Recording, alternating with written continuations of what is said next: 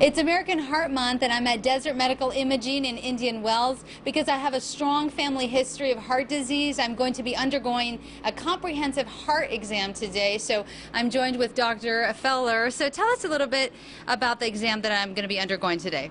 This is called a CT angiogram of the coronary arteries, which are the little arteries that supply the heart. And it's a very non-invasive way to make sure that those arteries don't have any significant disease in it that can result in a heart attack or sudden cardiac death. Now, I am going to be exposed to some radiation today, so is this something that you recommend? Well, we don't recommend in people who have no risk factors, but in patients like you who have a very strong family history, it's a test that does have a little bit of radiation with it. The type of technology that we use, though, the radiation is minimized. It's basically the amount of radiation that you would have just being exposed from living in the desert for 1 year. So it's a very low radiation dose. As you know, my mother passed away at 54 of a heart attack, so I'm looking forward to learning some information and seeing how my heart is. So we're going to get ready and get the test going. So Dr. Feller already has some preliminary results from my exam. What are they?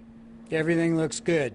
Preliminary results look fine. We'll be doing some additional 3D kind of rendering and interpretation of the study, but the arteries supplying your heart look like they're wide open, and the anatomy of your heart looks normal, so it looks as good as it gets. That's good news, but does that mean that I'm totally in the clear, or when I get older, could I still develop heart disease?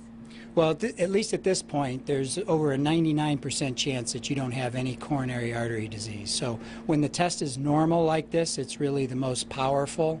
But certainly, years down the road, you have to pay attention to your cardiac risk factors and consider having some additional evaluation down the road, especially given your family history. So, in later years, you could still develop some coronary artery disease, but at least at this point, your arteries look normal. Well, it's a relief. Thank you so much for the exam. Really appreciate it.